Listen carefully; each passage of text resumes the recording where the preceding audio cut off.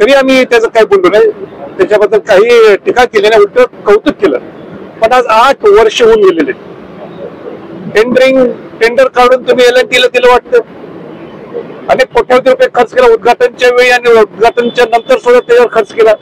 पण काय नेमकं केलं हे पाहण्यासाठी 13 कोटी महाराष्ट्राच्या जनतेला प्रामुख्याने ते समजून घेण्यासाठी आज आम्ही शोध मोहीम म्हणजे स्मारकाची शोध मोहीम आम्ही काढलेली आहे.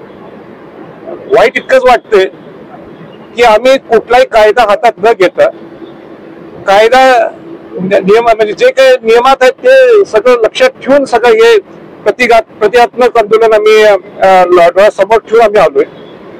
पण इथं डिजिटल बोर्ड लावले, ते डिजिटल बोर्ड सगळे फाडून काढून टाकले. महायुतीचे महाविकास आघाडीचे डिजिटल बोर्ड आहेत, त्यांच्या बोर्डला कोणी हात लावायचं नाही. पण हे नवीन स्वराज्य पक्ष स्थापन झालाय म्हणून त्याच्यावर ऍक्शन घ्यायची, त्या उठवून त्या संपून टाकायचं हे षडयंत्र. त्याच पाठोपाठ ते जे व्यावसायिक आहेत बोटवाले, त्या बोटवाल्याने धमक्या की तुम्ही स्वराज्य पक्षाचे जर कार्यकर्ते त्या बोटीत जर गेले तर हे भाजपचं सरकार आहे याद राखून ठेवा. ही भाषा, हे सगळं रेकॉर्डिंग आहे आमच्याकडे. आणि तुम्ही जर त्या बोटीत त्यांना बसवलं तर तुमच्या परवाना सुद्धा रद्द होतील. त्या बिचारांची काय चूक आहे? आणि आमचं क्लिअर कट ठरलेलं आहे की जिथं परवानगी आहे तिथं पर्यंतच जायचंय आम्हाला. तिथं जिथं स्मारक होणार आहे, जिथं दगडाची रचना आहे तिथं आम्ही कुठं कुठं जायचंय. आमचं म्हणणं आहे की जिथं तुम्हाला परवानगी आहे तिथं परत जायचं, तिथं आम्ही बघू कसं बघायचं. त्याला सुद्धा नकार. ही काही दडपशाही हुकुमशाही आमच्यात चालली, मुघलशाही सारखं वागतात. आणि असं असलं आम्ही खपून घेणार. आणि आमची भूमिका आणि जाऊन शोध मोहीम करायची भूमिका जर चुकी असेल तर त्यांनी सांगावं काय चुकीचं करतोय मी याच्यात. तुमच्याकडे चूक होती आणि नरेंद्र मोदी पंतप्रधान आम्ही त्यांना आम्ही विचारपूस करतो की आम्हाला जो घटनात्मक अधिकार दिला त्याच्यात आम्ही त्यांना विचारतो की जे पंतप्रधान येतात परवानग्या सगळ्यात क्लिअर असल्याशिवाय मी घेऊ शकत नाही, तुम्ही आला तर ठीक आहे, कौतुक आहे, आम्ही केलं. पण आता काहीच काम नाही 8 वर्षात. आणि 8 वर्षात जर काम होत नसेल आणि आम्ही जर विचारलं तर आम्ही चुकीचं, आम्ही तुम्हाला सगळं अडवणार. काल 2 दिवसापासून एवढं ताब्यात घेतलेलं आहे सगळ्याला.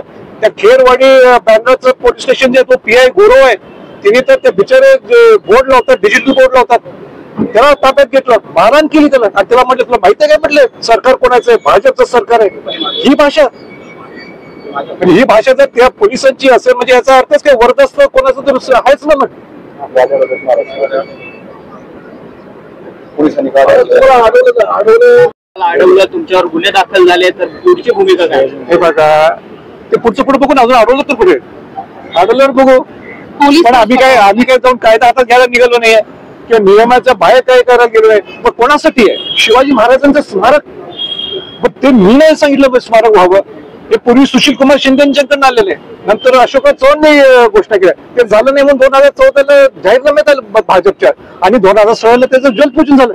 आज ते पुढे किरकोळ नुसतं पुतळा नाही, हा शिवाजी महाराजांचं स्मारक आहे. सरदार वल्लभभाई पटेलांचं जसं स्मारक गुजरात मध्ये तसं इथं तसं त्या क्षमतेचं त्या भव्यतेचं स्मारक होणार होतं. मग आमचा विचारण्याचा अधिकार आहे की नाही हा साधा माझा प्रश्न आहे. तुझा भाव करतात की संभाजी महाराज राजकारण करतात सध्या निवडणूक आल्यात त्यामुळे. बरोबर आहे, असे सत्ताधारी बोलतात. आता सत्ताधारी माझा पहिला प्रश्न आहे, मुंबई महानगरपालिकेची निवडणूक असताना त्याच्या समोर असताना तुम्ही 1 महिन्याच्या अगोदर तुम्ही उद्घाटन केलेलं, जलपूजन केलेलं आहे, त्यावेळी कसं चाललं? मग त्यावेळी आम्ही प्रश्न केला असता, मी आणि आम्ही सर्वजण देत होतो. मी तर त्यांना प्रश्न केला असता की तुम्ही पुढे निवडणूक समोर ठेवून तुम्ही त्याचं जलपूजन करताय, हे बरोबर आहे का? बरं मला एक सांगा, हा प्रश्न मी आज नाही उठवलाय. हा स्वराज्य पक्ष म्हणून उठवलं हे मान्य करतो, कारण का स्वराज्य पक्ष आता आठवड्याच्या अगोदर रजिस्टर झालेला आहे. हा प्रश्न हा 2016 पासून 1-1.5 वर्षाच्या नंतर ज्यावेळी जलपूजन झाल्यानंतर मी वेळोवेळी उठवलेलं आहे, पत्रव्यवहार आहे, सांगू देत नाही म्हणून. मी जसं गटकोट किल्ल्यांचा विषय नेहमी उचलतो संवर्धन जतन होण्याच्या दृष्टिकोनातून, त्या पद्धतीने मी त्यावेळी देवेंद्र फडणवीस मुख्यमंत्री असताना तत्कालीन मुख्यमंत्री ते विचारले. मग उद्धव ठाकरे मुख्यमंत्री असताना त्यांच्याशी माझी 2 तास चर्चा झालेली. त्याच्यानंतर स्वतः एकनाथ शिंदे साहेब असेल किंवा आता देवेंद्र फडणवीसांची माझी चर्चा झालेली. मग त्यावेळी कुठं आलं इलेक्शन? यावेळी इलेक्शन कुठं आली? माझा आपल्या स्वराज्याच्या पहिल्या वर्धात दिनानिमित्त माझं भाषणात उल्लेख आहे या बाबतीत स्वराज्य संघटनेच्या वेळी, त्यावेळी केव्हा इलेक्शन होते. आज स्वराज्य पक्ष झालाय म्हणून हा विषय मी घेणारच काय. तिसरी आघाडी स्थापन होते म्हणून तर जर सरकारकडे असेल याचं उत्तर या पोलिसांच्याकडे असेल त्यांनी तेव्हा मला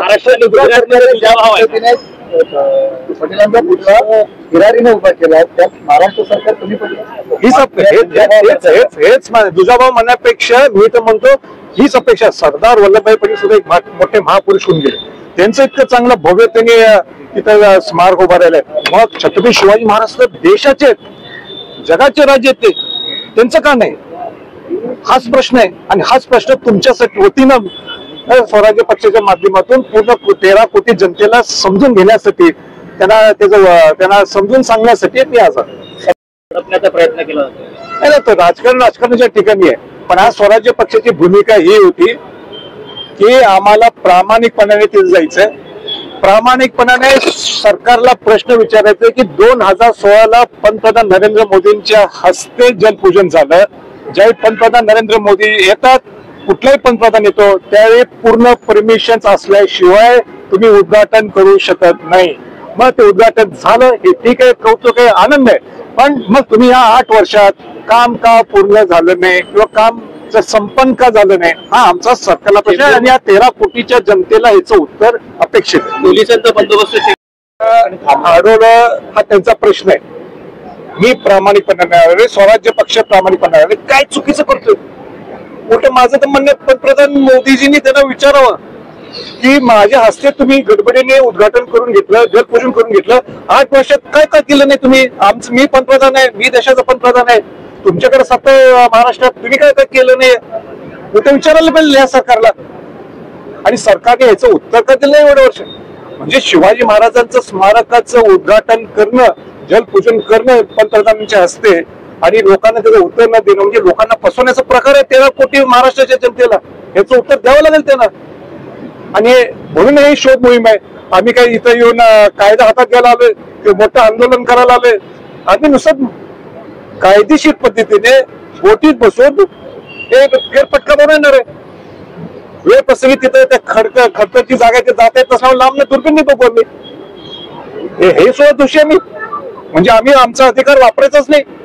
म्हणजे बाबासाहेब आंबेडकरांनी जी घटना घेऊन दिलेली आपल्यासाठी की ते आम्हाला स्वातंत्र्य विचारायचं, ही दडपशाहीत मुळीच चालणार. संजय राऊतांचं म्हणणं आहे राजे भोसले यांनी देखील त्या ठिकाणी जावं आणि या तुमचा पाठिंबा आहे त्यांचा. नाही हे बघा, संजय राऊत काय बोलतात त्याला सगळ्या प्रश्नांचं उत्तर मला द्यायचं आहे. ते त्यांच्या भावनेपोटी ते बोलत असतील. आता उदयनराजे आणि संभाजीराजे हे 2 वेगळे घटक आहेत. मी या स्वराज्य पक्षाच्या माध्यमातून आलोय आणि म्हणून मी निघालोय. आता माझा ते वेगळे आंदोलन करतो, मी वेगळे आंदोलन करतो. याचा अर्थ नाही 2 वेगळे आहोत. सुप्रीम कोर्टात सुनावणी चालू असल्यामुळे आम्हाला नुसतं लोकांना दाखवायचंय बाबा याचं उत्तर सरकारने द्यावं लागतं. आणि त्याचं कौतुक सुद्धा आम्ही सर्वांनी केलं. पण त्याच्यानंतर 1-2 वर्ष मी थांबलो. मी त्यावेळी मुख्यमंत्री तत्कालीन मुख्यमंत्री देवेंद्रजी फडणवीस असतील, त्यानंतर उद्धवजी ठाकरे असतील, मग एकनाथ शिंदे असेल, परत देवेंद्र फडणवीस साहेब मिळून असतील, त्यांना वेळोवेळी मी विचारलं की शिवस्मारकाच्या बाबतीत तुमची भूमिका काय. अजून समिती स्थापन झाल्यापासून कामकाज का सुरू झालं नाही. आणि त्याचं त्यांना एकच उत्तर होतं, किंबहुना ते डायरेक्ट मला सांगायचे नाही तर अनेक लोकांकडनं कळायचं की तिथं पर्यावरणाच्या थोड्या लोकांनी काहीतरी अडथळा आणला आणि त्याचं क्लिअरन्स मिळत नाहीये आणि म्हणून काम थांबलेलं. माझं उलट सरकारला हाच प्रश्न आहे की सरकार तुमचं, केंद्रात तुमचं सरकार आहे, राज्यात तुमचं सरकार आहे, मग काय हा प्रश्न मार्गी लागत आहे. नंबर 1. नंबर 2 हा विषय आहे की सरकार कोणाची असेल, पण पंतप्रधान ज्यावेळी उद्घाटनाला येतात हा साधारण व्यक्ती नसतो, तो पंतप्रधान असतो, देशाचा प्रथम नागरिक आहे. आणि ज्यावेळी पंतप्रधान, ते प्रामुख्याने छत्रपती शिवाजी महाराजांच्या अरबी समुद्राच्या स्मारकाच्या जलपूजनासाठी येतात त्यावेळी सगळ्या परमिशन क्लिअर असल्याशिवाय 100% क्लिअर असल्याशिवाय ते येऊ शकत नाही. तरी मुंबई महानगरपालिकेची निवडणूक होती आणि म्हणून त्या घाई गडबडीने त्यांना आणलं आणि त्यांनी उद्घाटन केलं, किंवा उद्घाटन म्हणायचं जलपूजन केलं. तरी आम्ही त्याचं काय बोललो नाही, त्याच्याबद्दल काही टीका केली नाही, उलट कौतुक केलं. पण आज 8 वर्ष होऊन गेलेले. टेंडर काढून तुम्ही LNTला दिलं वाटतं, अनेक कोट्यावधी रुपये खर्च केला उद्घाटनच्या वेळी आणि उद्घाटनच्या नंतर सुद्धा त्याच्यावर खर्च केला. पण काय नेमकं केलं हे पाहण्यासाठी 13 कोटी महाराष्ट्राच्या जनतेला प्रामुख्याने ते समजून घेण्यासाठी आज आम्ही शोध मोहीम म्हणजे स्मारकाची शोध मोहीम आम्ही काढलेली आहे. वाईट इतकंच वाटतंय की आम्ही कुठलाही कायदा हातात न घेता कायदा नियम म्हणजे जे काही नियमात आहेत ते सगळं लक्षात ठेवून सगळं हे प्रतिकात्मक आंदोलन आम्ही समोर ठेवून आम्ही आलोय. पण इथं डिजिटल बोर्ड लावले, ते डिजिटल बोर्ड सगळे फाडून काढून टाकले. महायुतीचे महाविकास आघाडीचे डिजिटल बोर्ड आहेत, त्यांच्या बोर्डला कोणी हात लावायचं नाही. पण हे नवीन स्वराज्य पक्ष स्थापन झालाय म्हणून त्याच्यावर ऍक्शन घ्यायची, त्या उठवून त्याला संपवून टाकायचं हे षडयंत्र. त्याच पाठोपाठ ते जे व्यावसायिक आहेत बोटवाले, त्या बोटवाल्याने धमक्या की तुम्ही स्वराज्य पक्षाचे जर कार्यकर्त्याच्या बोटीत जर गेले तर हे भाजपचं सरकार आहे याद राखून ठेवा. ही भाषा हे सगळं रेकॉर्डिंग आहे आमच्याकडे. आणि तुम्ही जर त्या बोटीत त्यांना बसवलं तर तुमच्या परवाना सुद्धा रद्द होतील. त्या बिचारांची काय चूक आहे. आणि आमचं क्लिअर कट ठरलेलं आहे की जिथं परवानगी आहे तिथं पर्यंतच जायचंय आम्हाला. तिथं जिथं स्मारक होणार आहे, जिथं दगडाची रचना आहे तिथं आम्ही कुठं कुठं जायचंय. आमचं म्हणणं आहे की जिथं तुम्हाला परवानगी आहे तिथं परत जायचं, तिथं आम्ही बघू कसं बघायचं. त्याला सुद्धा नकार. ही काही दडपशाही हुकुमशाही आमच्यात चालली, मुघलशाही सारखं वागतात. आणि असं असलं आम्ही खपून घेणार. आणि आमची भूमिका आम्ही जाऊन शोध मोहीम करायची भूमिका जर चुकी असेल तर सांगावं काय चुकीचं करतोय मी याच्यात. तुमच्याकडे चूक होती आणि नरेंद्र मोदी पंतप्रधान आम्ही त्यांना आम्ही विचारपूस करतो की आम्हाला जो घटनात्मक अधिकार दिला त्याच्यात आम्ही त्यांना विचारतो की जे पंतप्रधान येतात परवानगी सगळ्यात क्लिअर असल्याशिवाय येऊ शकत नाही. तुम्ही आला तर ठीक आहे, कौतुक आहे, आम्ही केलं. पण आता काहीच काम नाही 8 वर्षात. आणि 8 वर्षात जर काम होत नसेल आणि आम्ही जर विचारलं तर आम्ही चुकीचं, आम्ही तुम्हाला सगळं अडवणार. काल 2 दिवसापासून एवढं ताब्यात घेतलेलं सगळ्याला.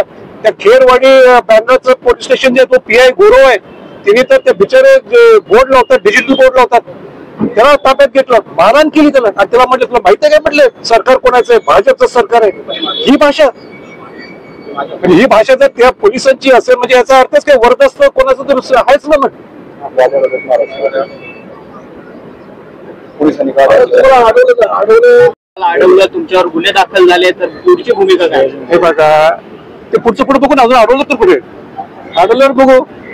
पण आम्ही काय जाऊन कायदा हातात घ्यायला निघालो नाहीये किंवा नियमाच्या बाहेर काय करायला गेलो नाही. मग कोणासाठी आहे? शिवाजी महाराजांचं स्मारक. मग ते मी नाही सांगितलं स्मारक व्हावं. हे पूर्वी सुशील कुमार शिंदेकडून आलेले, नंतर अशोक चव्हाणने घोषणा केल्या. ते झालं नाही म्हणून 2014ला जाहीरनाम्यात आलं भाजपच्या आणि 2016ला त्याचं जलपूजन झालं.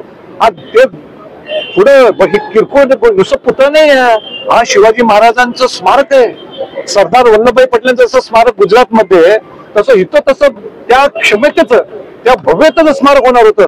मग आमचा विचारण्याचा अधिकार आहे की नाही हा साधा माझा प्रश्न आहे. करतात की संभाजी महाराज राजकारण